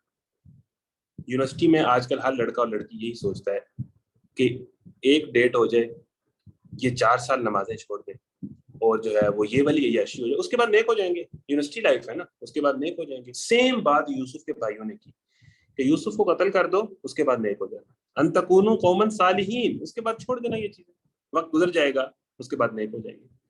تو اس کے بعد آگے چل کے ہم نے دیکھا کہ یوسف کے بھائی اس کو لے گئے ان کے ساتھ, اور جب وہ واپس آئے تو وہ رونے کی ایکٹنگ کی انہوں نے ابا جان سے. وجاؤ اباہم عشاء یبکون, روتے ہوئے آئے کہ وہ یوسف کو تو کوئی بھیڑیا کھا گیا, اور اس کا جھوٹ موٹ کا, یعنی وہ پرینک کر رہے تھے نا, یعنی وہ ٹک ٹاکر تھے, پھر وہ ایکٹنگ کر رہے تھے, وہ ایکٹرز تھے, وہ ایکٹرز. اور اس طرح کے جناب وہ روتے ہوئے آئے, اور اس کے بعد یعنی زندگی کا جب پرپز نہیں ہوتا نا پھر آپ اسی طرح کے کام کرتے ہیں. تو یہ پھر آگے چل کے یوسف کی پرسنالٹی آپ دیکھیں, انہوں نے ولیج لائف کو ایکسپلور کیا, مصر کی تہذیب جس طرح آج کل کا یورپ اور امریکہ ہے انہوں نے اس کو تہذیب کیا, ایکسپلور کیا. انہوں نے ورلڈ پالیٹکس کو سمجھا, وہ عزیز مصر کے گھر کے وہاں کے سیاسی معاملات دیکھے. انہوں نے وہاں کی بے حیائی, جس طرح یورپ اور امریکہ میں بے حیائی ہے نا, ہم کہتے ہیں نا وہاں جا کے بچا نہیں جاتا, حضرت یوسف نے اس ٹائم کی مصر, دا ماڈرن سیولائزیشن, وہاں پر بے حیائی سے بچ کے دکھایا. وہ زلیخا والا سارا معاملہ بچ کے دکھایا, اس تہذیب میں رہتے ہوئے, اس سسٹم میں رہتے ہوئے اپنی ویلیوز پہ کھڑا ہو کے دکھایا, اور پھر اسی سسٹم میں رہتے ہوئے اپنے ویلیوز پہ کھڑا ہونے کے لیے قربانی دی. 10 سال جیل میں رہے. ہم سی جی بھی یہ نیچے نہیں ہونے دیتے, میں کہہ رہا ہوں. جب وہ مصر کی عورت نے مجبور کیا کہ تم میرے ساتھ زنا کرو, ادروائز میں تمہیں جھوٹے الزام میں اندر کر دوں گی, تو انہوں نے کہا کہ مجھے اندر ہو جانا قبول ہے, 10 سال کی قید بامشقت قبول ہے, یہ زنا, یہ گرل فرینڈ, یہ نہیں قبول. یعنی گناہ نہیں قبول, گناہ کا پلیئر نہیں قبول, گناہ کا لطف اور لذت نہیں قبول, اس کے نتیجے میں 10 سال کی قید بامشقت قبول. پھر وہاں جنہوں نے قیدیوں سے بات کی, پھر جنہوں نے اگلے 15 سال کا پلان دیا اکنامکس کا اور ایگریکلچر کا کہ اس طرح آپ مصر کو قید سے نکال سکتے ہیں. پھر جو انہوں نے مصر پہ رول کیا, پھر اینڈ پہ انہوں نے جو اپنے بھائیوں کو معاف کیا. پھر آپ حضرت یوسف اور یعقوب کی ساری کنورسیشن اور کمیونیکیشن سکلز دیکھیں کہ ان کے اندر جو مینیجریل اور کمیونیکیشن سکلز تھے وہ پڑھیں, تو آپ کو پتہ چلے گا کہ آئیڈیل یوتھ کیا ہوتی ہے. نمبر 1 باپ سے بہت اچھا تعلق, نمبر 2 فرگیونگ, نمبر 2 مینیجریل سکلز, اور نمبر 3 جدید دور کے جدید چیلنجز کو سمجھنا, ایکسپلور کرنا اور ان کا حل نکالنا اور پھر رول کرنا، یہ ساری چیزیں ہمیں حضرت یوسف کی لائف سے ملیں گی. یعنی قرآن صرف نماز روزے کا دین نہیں ہے، یہ اسلام صرف نماز روزہ یا چند فقہی مسائل یا داڑھی کتنی رکھنی ہے یا شلوار کتنی اوپر کرنی ہے یہاں تک محدود نہیں ہے. یہ پوری زندگی گزارنے کا طریقہ ہے، یہ پورا سسٹم آف لائف ہے، یہ دنیا کو لیڈ کرنے آیا ہے، یہ دنیا کو اپنے مطابق کرنے آیا ہے. تم سے زمانہ خود ہے، زمانے سے تم نہیں. اس نے پوری دنیا کو اپنے مطابق مولڈ کر دیا. ٹھیک ہے، تو اب میں آگے چل کے جو میں نے کچھ پوائنٹ نوٹ کیے ہیں میں اس پہ فردن بات کر کے، انہوں نے role of women in the society کی بات کی. دیکھیں سب سے بڑا المیہ جو یہ ہوا ہے ہمارے ساتھ کہ نا ہمارے رول مکس کر دیے گئے. مردوں کو کہا گیا ہے کہ تم عورتوں والے کام کرو، عورتوں کو کہا گیا ہے کہ تم مردوں والے کام کرو. میں ایک مثال دیتا ہوں کہ ایک فٹ بال کے اندر نا کچھ لوگ ڈیفینڈرز ہوتے ہیں، کچھ لوگ اٹیکرز ہوتے ہیں. ڈیفینڈر اگر اٹیک کرے گا نا تو مسئلہ ہوگا. اس کا مطلب یہ نہیں ہے کہ ڈیفینڈر اٹیک نہیں کر سکتا. کہ بعض اوقات خواتین کہتی ہیں کہ یہ والے کام ہمیں کیوں نہیں کرنے دیے جاتے، ہم کر سکتی ہیں. ہو سکتا ہے کر سکتی ہیں، ہو سکتا ہے آپ اچھا کر لیتی ہیں، لیکن جو رول ہے نا، جب ایک آپ نے پورا معاشرہ چلانا نا تو جس کا جو رول ڈیفائن کیا گیا ہے وہ نہیں کرے گا تو الٹیمیٹلی نقصان پہنچے گا. ڈیفینڈر ہو سکتا ہے بہت اچھا اٹیک کر لے، لیکن اگر اس کو ڈیفینڈ پہ لگایا گیا ہے تو وہ ڈیفینڈ جب وہ اٹیک کرنے آئے گا تو وہ بےزتی بھی کرائے گا، وہ اس کے نمبر بھی کم ہوں گے، وہ کوچ سے بھی بےزتی کرائے گا، وہ پوری ٹیم کی بھی جو ہے وہ نظروں میں اچھا نہیں دے گا کہ وہ اٹیک کرنے پہنچا ہے. تیرا کام ڈیفینڈ کرنا تھا. تو رول ڈیفائن کرتا ہے ایک میچ کے اندر، ایک کرکٹ میچ کے اندر رول ڈیفائن کیے جاتے ہیں کہ آپ یہاں، آپ یہاں، آپ وہاں، آپ نے ادھر نہیں آنا. تو اسلام نے مین اور وومن کے رول ڈیفائن کیے. ویسٹ نے ان کو مکس کر دیا. ویسٹ نے کہا ہے کہ وہی کام وہ والے کریں، عورتیں بھی وہ والے کام کریں جو مرد کر سکتے ہیں. حالانکہ مرد کی باڈی ہی ڈفرینٹ ہے، مرد کا مزاج ہی ڈفرینٹ ہے، عورت کی مزاج اور باڈی ڈفرینٹ ہے، اس کے باڈیلی چینجز ڈفرینٹ ہیں، اس کی کچھ ایکسپرٹیز مرد سے بہت زیادہ ہیں، کچھ میں وہ پیچھے ہے، اور مرد کچھ چیزوں میں عورت سے اچھا ہے اور کچھ چیزوں میں عورت سے بہت پیچھے. تو اللہ تعالیٰ نے جو رول دیا ہے نا، لیڈرشپ کا رول جو دیا ہے وہ مرد کو دیا ہے. سارے انبیاء مرد تھے، 1,24,000 پیغمبر مرد تھے. اور ان کی بیک پہ جو آپ دیکھیں حضرت موسیٰ انقلابی نبی، فرعون کو چیلنج کیا، لیکن حضرت موسیٰ کی کہانی 3 عورتوں سے شروع ہوتی، 3 عورتوں سے. وہ نہ ہوتی تو حضرت موسیٰ کیسے اوپر آتے؟ حضرت موسیٰ کی ماں جنہوں نے صندوق میں ڈالا، حضرت موسیٰ کی بہن جو صندوق کے ساتھ ساتھ گئی اور مصر فرعون کے دربار تک گئی، اور جب حضرت موسیٰ وہاں کسی کا دودھ نہیں پی رہے تھے تو بتایا کہ ایک عورت جس کو میں جانتی ہوں اس کا دودھ، حضرت موسیٰ کی بہن. پھر فرعون کے دربار میں جس نے پالا حضرت موسیٰ کو وہ کون تھی؟ فرعون کی بیوی. حضرت موسیٰ جی انقلابی نبی ہیں جنہوں نے مصر کا تختہ الٹ دیا، جنہوں نے فرعون کو چیلنج کر دیا، جن کی دلیری، جن کی شباہت، جن کی پرسنالٹی کو قرآن نے، وہ 2 نبی ہیں جن کا قرآن نے سب سے زیادہ ذکر کیا، حضرت ابراہیم، حضرت موسیٰ. حضرت موسیٰ کے پیچھے کون ہے؟ 3 عورتوں سے ان کی کہانی شروع ہوتی ہے. یعنی بیک پہ وہ ہیں، ڈیفینڈ پہ وہ ہیں، عورت کا رول پیچھے ہے. انبیاء نبی صلی اللہ علیہ وسلم پہ جب غار حرا میں وحی نازل ہوئی تو کپ کپاتے ہوئے، کانپتے ہوئے، گھر پہلی وہی تھی، حضرت جبرائیل اپنی اصل شکل میں آئے، جھنجھوڑا، کانپتے ہوئے گھر گئے. تو پہلا ڈائلاگ کس سے ہوا؟ حضرت خدیجہ سے. حضرت خدیجہ نے تسلی دی کہ آپ نیک ہیں، آپ تو لوگوں میں خرچ کرتے ہیں، آپ تو غریبوں مسکینوں کا خیال رکھتے ہیں. مشورہ دیا کہ ورقہ بن نوفل سے جا کے ملیں، وہ آپ کا مسئلہ حل کریں گے. کنسول کیا، تسلی دی، موٹیویٹ کیا. اللہ کے نبی کانپ رہے تھے. جو پہلی نبی کا اللہ نے کہا نا یا ایھا المدثر، اوڑھنے بھی چھوڑنے والے، انہوں نے حضرت خدیجہ کو کہا میرے اوپر کوئی چادر اڑاؤ تاکہ میرے اوپر سے یہ کپ کپی اترے. تو حضرت خدیجہ تھی، حضرت خدیجہ ساتھ کھڑی تھی، آپ کو مالی طور پر سپورٹ کرنے والی حضرت خدیجہ تھی. تو لیڈ پر رول اللہ تعالیٰ نے مرد کے رول ڈیفائن کیے. انبیاء کی زندگیاں دیکھ لیں تو بیک پر عورتوں کا رول آپ ڈیفائن کر سکتے ہیں، لیکن رول ہے. جنگ کے اندر جو ہے وہ صنف آہن بن کے جنگ کرنا عورت کا کام نہیں ہے. ہاں رول ڈیفائن کیا ہے کہ مرہم پٹی کرنا اور پیچھے بیک پہ کھڑا ہونا، اور اس کے بعد ویسے تو ہمارا کی مثال ہمیں ملتی ہے، حضرت خولا کی مثال ملتی ہے کہ وہ لڑی اللہ کے نبی کی حفاظت کی، یہ ایکسیپشنز ہیں. لیکن یہ رول عورت کو نہیں دیا. عورت کو اس کے مزاج، اس کی طاقت کے مطابق یہ رول دیے. تو یعنی مرد اور عورت کے رول ڈیفائن کیے ہیں اللہ، لیکن ویسٹ نے یا اس نظام نے جس میں رہ رہے ہیں ان کو مکس کر دیا. یہ عورتوں سے مردوں والے کام کراتے ہیں، یا کہتے ہیں کہ عورتوں نے بھی وہی کام کرنے ہیں جو مرد کریں. نتیجتاً فیملی سسٹم کولیپس ہو گیا، عورت بچہ پالنے کو تیار نہیں ہے. حالانکہ ایک مرد 10 سال تک اللہ نے عورت کے ہاتھ میں پکڑا دیا کہ یہ مرد جس نے دنیا کو لیڈ کرنا ہے، یہ 10 سال آپ کے پاس ہے، کریں اس کی تربیت. 9 ماہ آپ کے پیٹ میں ہے، اس کے بعد جو ہے وہ 10 سال آپ کے ہاتھ میں، آپ کی گود میں، جس کو جیسا بنانا ہے بنائیں. جو کرنا ہے کرے. یہ ان کے پیچھے محمد بن قاسم کے پیچھے اس کی ماں ہے نا, طارق بن زیاد کے پیچھے اس کی ماں ہے, کہیں نہ کہیں تو رول ہے نا. نبی کریم صلی اللہ علیہ وسلم کی حضرت آمنہ اور اس کے بعد پیچھے صحابہ کا دیکھنے آگے, معاذ اور معوذ کی ماں ہی تھی نا جس نے سینے پر پتھر رکھ کے ان کو جنگ میں اتارا تھا.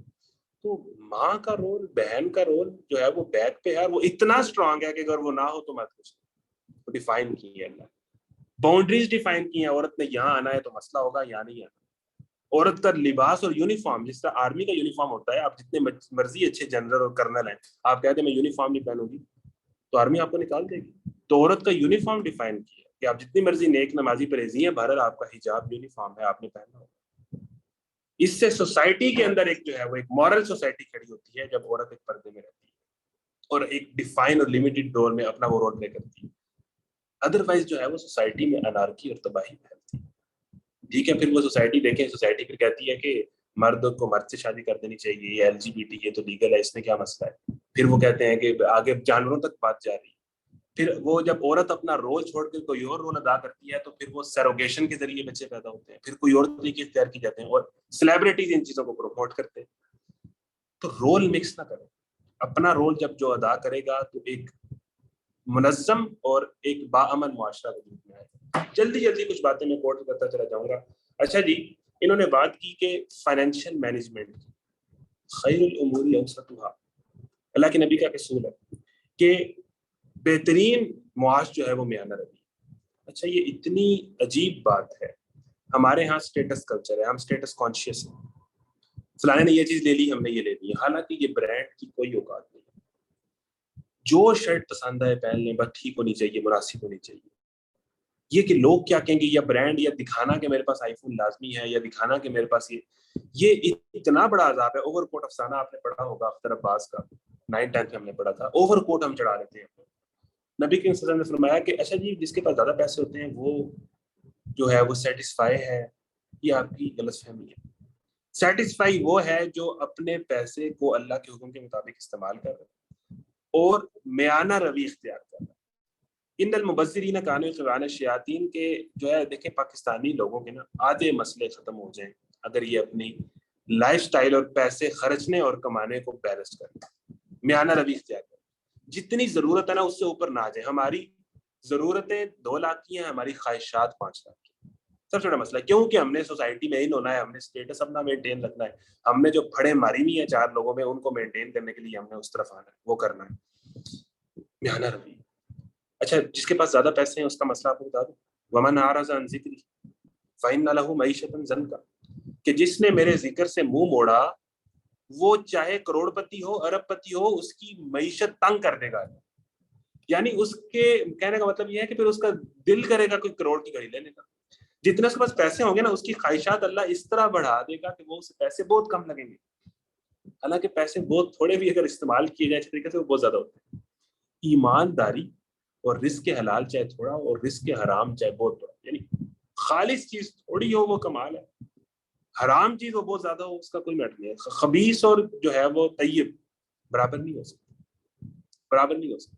تو میانہ روی, جس کے پاس زیادہ پیسے ہیں اللہ تعالیٰ اس کی معیشت تنگ کر دے گا اگر اس نے اللہ کے ذکر سے منہ موڑا, اللہ کے احکامات جو فائنانس کے متعلق ہیں اس سے منہ موڑا, دھوکے فراڈ سے یا جو دیا ہے پورا نہ تول کے اس نے کمایا, تو اس کی زندگی جو ہے وہ معاشی طور پر لگے گا کہ آپ کو بہت آگے ہے, اس کی حالت ٹھیک نہیں ہے, اس کے وسائل اس کے خرچے اس سے کئی زیادہ ہوں. تو یہ اللہ تعالیٰ نے بڑا کلیئر کیا. اور جب وہ قیامت کے دن اٹھے گا تو وہ اندھا ہوگا. اللہ تعالیٰ کہے گا کہ اے اللہ میں تو آنکھوں والا تھا, آپ نے مجھے اندھا کھڑا کر دیا. اللہ کہے گا جس طرح تو نے ہمیں دنیا میں بلا دیا اس طرح ہم نے آج تمہیں بلا دیا. تو فائنینشیل مینجمنٹ یا جو فائنینشیل ایشوز ہے نا, میں اب ظاہر ہے کہ میں اکنامسٹ تو ہوں نہیں یا میں کیریئر کاؤنسلر تو ہوں نہیں کہ اس فیلڈ میں جائیں تو یہ ہے. 2 ہی باتیں کروں گا کہ جس فیلڈ میں جائیں اس فیلڈ میں اگر آپ اچھے ہیں نا, وہی کام اگر آپ ایکسٹرا آرڈنری کریں. دیکھیں فٹ بال کھیلنے والا ایک گلی میں بھی فٹ بالر ہے اور ایکسٹرا آرڈنری فٹ بال کھیل کے میسی اور رونالڈو بن جانے والا بھی فٹ بالر ہے. فرق کیا ہے کہ اس نے اس کو حق ادا کیا ہے فٹ بال کا اور دنیا اس پہ مر رہی ہے, اس کے آٹوگراف لینے پہ مر رہی ہے. وہ کوک کی ایک بوتل رونالڈو سائڈ پہ کرتا ہے تو کوک کو پتہ نہیں کتنے ڈالر کا نقصان ہو جاتا ہے. یعنی وہ جو اپنی فیلڈ ہے اس میں اچھا ہے. اب جو ہے آپ جس فیلڈ میں ہیں، جس ادارے میں، جس جگہ پہ ہیں، وہاں پر آپ اپنی بیسٹ پرفارمنس دے رہے ہیں اور اس کام کو ارد گرد اس کا جنرل نالج اور اس کی انفارمیشن اس میں آپ ایکسٹرا آرڈنری ہیں، آپ کچھ بھی ہیں، آپ پلمبر ہیں، الیکٹریشین ہیں یا آپ کو بلائیں، اس اپنی فیلڈ میں اگر آپ اچھے ہیں تو آپ کو دنیا مانے گی، دنیا آپ کے پیچھے آئے گی، دنیا آپ سے اٹریکٹ ہوگی، دنیا آپ سے متاثر ہوگی. اور دوسری بات کہ آپ جو ہیں جب تک آپ وہی رہیں گے نا، اسی کو آن کریں گے، فیک نہیں کریں گے اپنے آپ کو، تو آپ اچھے لگیں گے. آپ جو ہیں اس کو کریں گے تو آپ اچھے لگیں گے. اگلا کچھ پوائنٹ ہے جلدی سے میں بیان کر دوں. اچھا جی، ڈپریشن اینڈ سوسائڈل تھاٹس. اس پہ میں 2 باتیں کر کے اپنی بات مکمل کرتا ہوں کیونکہ اس کے بعد ٹائم نہیں ہے. کچھ باتیں رہ گئی تھی، اب ٹائم نہیں ہے تو آپ لوگ بھی سن کے تھک گئے ہوں گے، تو اس کو میں پھر سیمورائز کر دوں گا آخر میں 2 منٹ. اچھا جی، یہ اب ویسے تو کسی سائیکالوجسٹ یا سائیکیٹرسٹ جس کو کہتے ہیں، یہ اس کے ایکسپرٹ ہیں. ڈپریشن اور سوسائڈل تھاٹس کیوں ہیں، ان کی روٹ کاز کیا ہے، ان نوجوان میں کیوں؟ جب ہم نے انسان دیکھیں ایک سینس آف اکمپلشمنٹ انسان کے اندر آتی ہے جب وہ اپنا کام کر رہا ہو. جب وہ کام کر رہا ہو نا تو وہ ٹھیک رہتا ہے. اصل میں ہمیں ویلے، ایک تو ویلے، دوسرا یہ ہے کہ پھر ہم نے کوئی لڑکی پسند کی ہے. اس میں تھوڑی سی بات کر لیتا ہوں. ایک اس چیز کو کلیئر ہو کے گزارنے کی یہ دنیا نا آپ کی خواہشات پہ نہیں چل رہی. جس طرح ایک بچہ بیکری پہ جا کے کہتا ہے نا کہ میں نے یہ بھی لینا ہے، یہ بھی لینا ہے، یہ بھی لینا ہے، تو اس کی والدہ جو اس سے سب سے زیادہ پیار کرتی ہے وہ اسے ساری چیزیں نہیں لے کے دیتی. بچے کا تو دل کرتا ہے وہ سارے کھلونے لے لے. وہ کہتی ہے، اسے پتا ہے کہ یہ اس بچے کے لیے اس ٹائم بہتر ہے اور یہ اس کے لیے اس ٹائم بہتر ہے. وہ اس سے بہت پیار کرتی ہے لیکن اس کو بہت ساری چیزیں نہیں لے کے دیتی. بچہ وہاں لیٹ جاتا ہے کہ میں نے سب کچھ لینا ہے. بندے اور خدا کا معاملہ بھی بچے جیسا ہے کہ انسان کہتا ہے مجھے یہ بھی چاہیے، مجھے وہ بھی چاہیے، وہ لڑکی میرے مقدر میں آئے ہی آئے، یا وہ مجھے ملے ہی ملے، وہ لڑکا یا اس طرح وہ ہو ہی ہو. اپنی محدود خواہشات جس میں آپ کو نہیں پتا کہ وہ آپ کے لیے بہتر ہے یا نہیں، اس اللہ تعالیٰ کی حکمت کو اس کے مقابلے پہ نہ لیں گے. اللہ جانتا ہے کہ آپ کے لیے کب کون سی چیز بہتر ہے. فیتھ جو ہے نا، اللہ نے جو میرے لیے فیصلہ کیا ہے وہ بہتر ہے، وہ آپ کو نفس مطمئنہ کر دیتا ہے. ٹھیک ہے نا. آپ اپنی جتنی چیزیں ہیں نا، جب آپ اس کو اپنا سمجھتے ہیں نا، کہ پوزیس کرتے ہیں کہ یہ میری ہے، پھر جب وہ جاتی ہیں تو آپ ڈپریس ہوتے ہیں. آپ کی کوئی چیز آپ کی نہیں، آپ کا ہاتھ، آپ کی آنکھیں، آپ کے والدین آپ کے نہیں، انہوں نے سب نے جانا، یہ سب ہم مانتے ہیں. آپ کا بیٹا آپ کا نہیں. ایک انسان کسی چیز کو عشق میں اور نفرت میں جب سر پہ چڑھا لیتا ہے تو پھر اس کے لیے مسئلہ بنتا ہے. یعنی محبت میں کسی کی پوجا نہ کریں، یہ آپ کی ہیوملیشن. نفرت میں کسی کو اتنا اس کے اوپر سر پہ سوار نہ کر دیں کہ وہ آپ کے مائنڈ کو کنٹرول کرنے لگ پڑے اور آپ کسی دوسری چیز پہ فوکس نہ کر سکیں. ایک ہی ذات ہے جو والہانہ عشق ڈیمانڈ کرتی ہے انسان سے، وہ اس کا کریٹر ہے.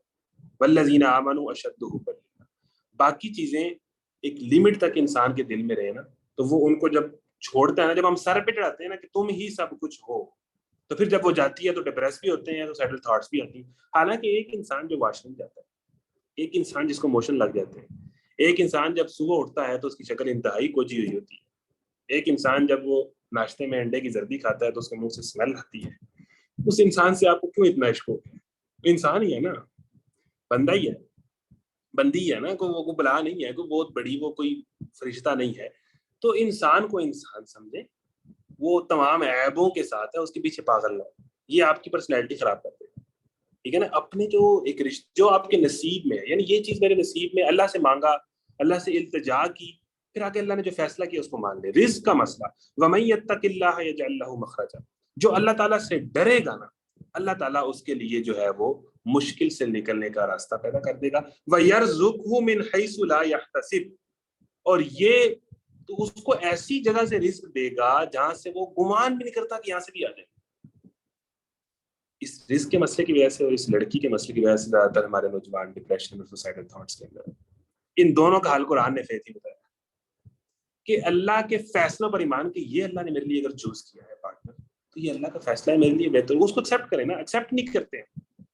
اور اگر میں حرام پہ نہیں چلوں گا تو اتنا رسک میرے لیے اللہ نے بندوبست کیا اور میں نے ہر صورت یہی کرنا ہے، میں نے سود کی طرف نہیں جانا، میں نے دھوکے کی طرف نہیں جانا.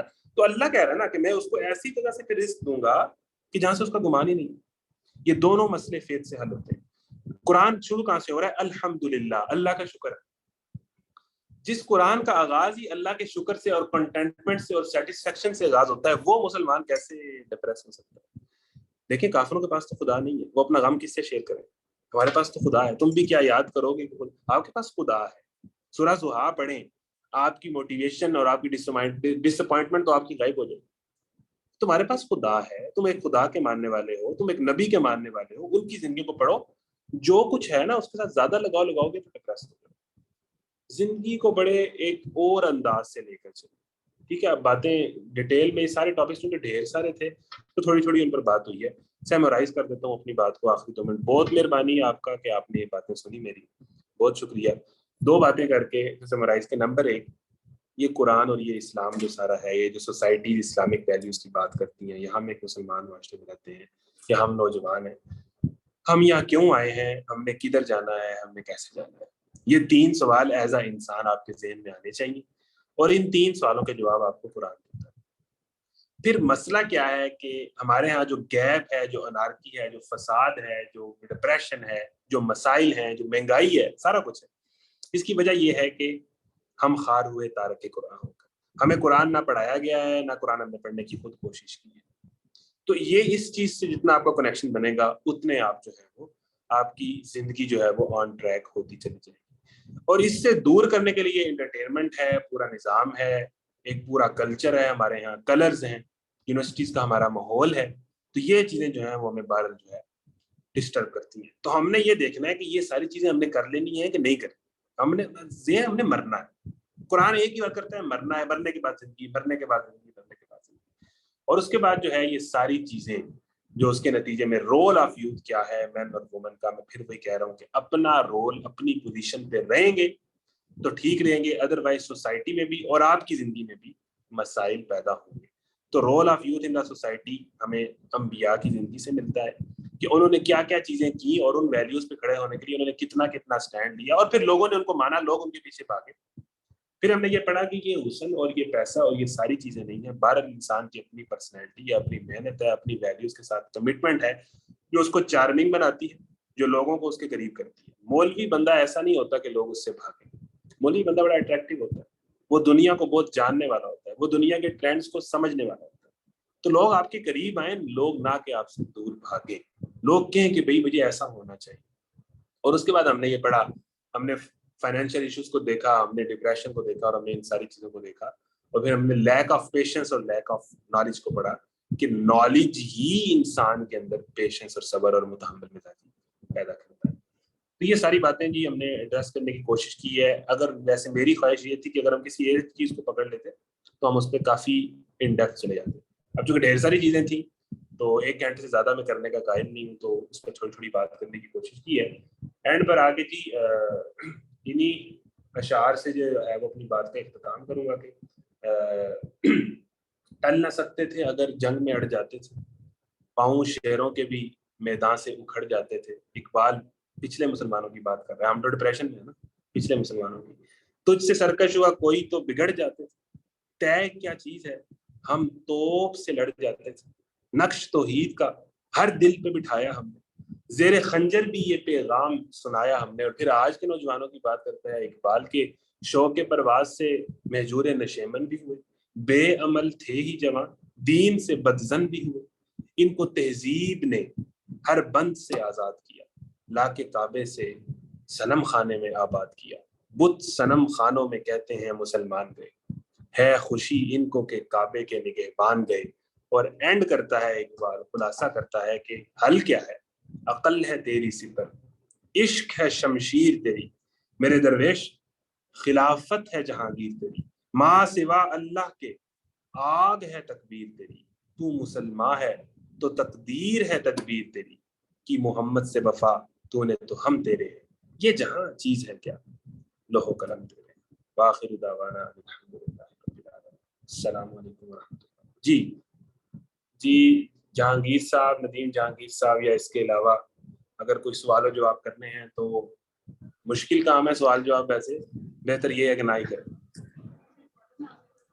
خیر بھائی میرا ایک کوسچن ہے. جی جی خیر بھائی اس طرح ہے نا کہ اب ہم جس معاشرے میں رہ رہے ہیں, یا اب ہم ہاسٹل میں رہ رہے ہیں, یونیورسٹی میں رہ رہے ہیں, تو اب معاشرہ اس طرح ہے کہ ہمیں ہر روز بہت سارے مسائل کا سامنا کرنا پڑتا ہے.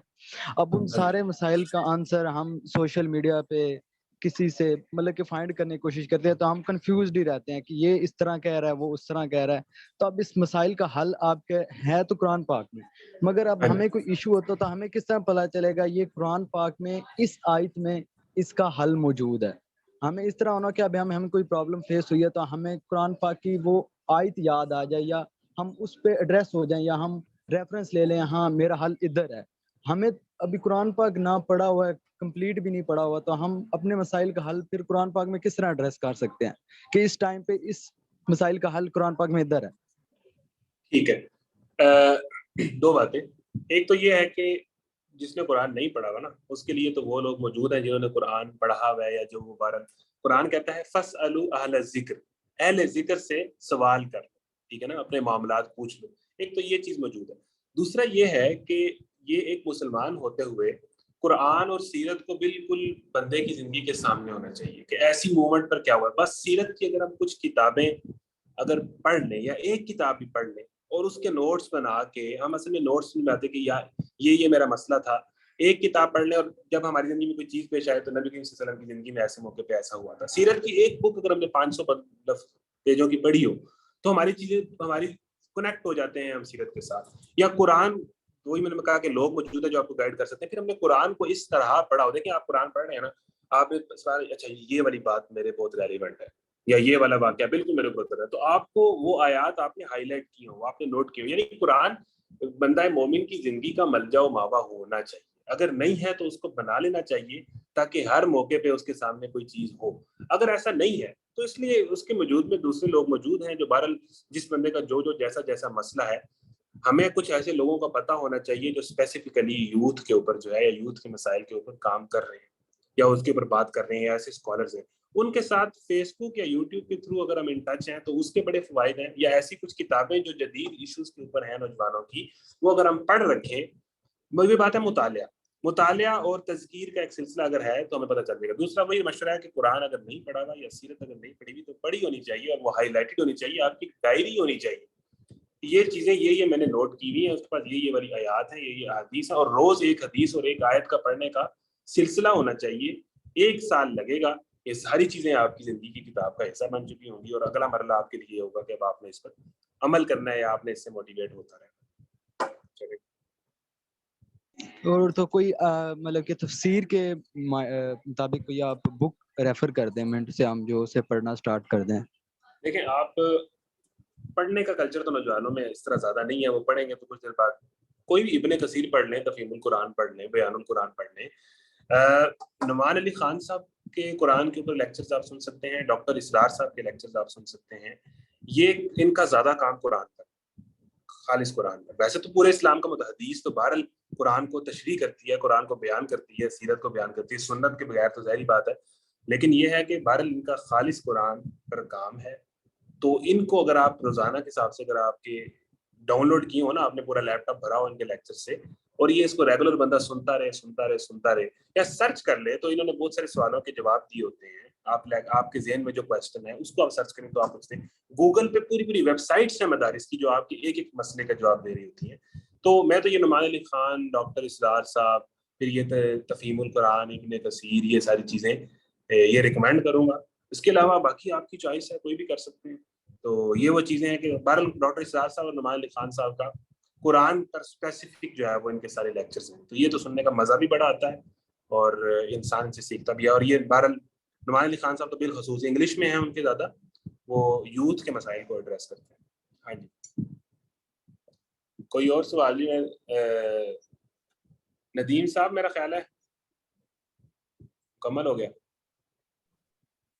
جی سر, آئی تھنک کہ بچوں کے اور سوالات نہیں ہیں, اور الحمدللہ بڑا بہترین قسم کا سیشن رہا. بہت سی چیزیں ایسی ہیں کہ جو ہماری یوتھ اس ماڈرن دور کے اندر بھول چکی ہے. وہ امپیکٹ ویسٹرن کلچر کا ہے, اگر وہ ویسٹرن کلچر کا نہیں ہوگا تو وہ فیملی کلچر کا ہوگا. لیکن الحمدللہ جس طریقے سے آپ نے چیزوں کو ایڈریس کیا ہے اور قرآن کے ساتھ جوڑا ہے, ہماری دعا یہ, ہماری کوشش یہ ہے کہ انہی چیزوں کی بیسس کے اوپر جو لوگ اس سیشن میں تھے وہ اپنی زندگیوں کا باقاعدہ طور پہ آج ہی سے ایک نیا آغاز کریں, ڈھونڈیں وہ چیزیں جو قرآن نے ان کے لیے رکھ دی گئی ہیں اور ان کے اوپر پھر عمل کریں.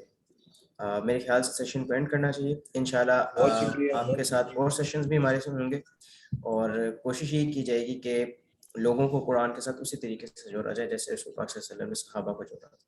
اللہ تعالیٰ آپ کی اس خواہش کو قبول فرمائے جی. جزاک اللہ, بہت شکریہ. آمین. ٹھیک ہے جی, سیشن میں کلوز کر. ٹھیک ہے, السلام علیکم ورحمۃ اللہ.